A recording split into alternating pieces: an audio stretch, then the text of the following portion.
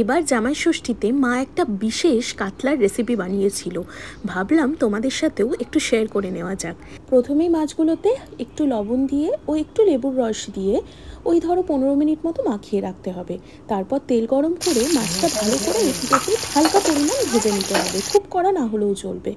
তারপর সেই তেলেই ফোড়ন দিতে হবে গোটা গরম মশলা আর শুকনো লঙ্কা দিয়ে দিতে হবে। এবার একটু পেঁয়াজ বাটা ও সামান্য একটু আদা রসুন বাটা এবং ভালো করে ভেজে নিতে হবে। পাশাপাশি একটা পেস্ট তৈরি করতে হবে 8 থেকে 10টা কাজু, মৌরি ও পোস্ত দিয়ে। পেঁয়াজটা ভাজা হয়ে এলে পেস্টটা অ্যাড করে দিতে হবে, আর তার সাথে যাবে কিছু শুকনো মশলা, ধনে গুঁড়ো ও লঙ্কার গুঁড়ো, স্বাদ অনুযায়ী একটু চিনি আর লবণ অবশ্যই দিতে হবে। তারপরে আমরা আগে থেকে ফেটিয়ে রাখা টক দইটাও অ্যাড করে ভালো করে গ্রেভিটা তৈরি করে নেব। গ্রেভিটা হয়ে এলেই ভেজে রাখা মাছগুলো অ্যাড করে দিতে হবে, আর লাস্টে দিতে হবে 1 চামচ মতো ঘি ও একটু বেরেস্তা।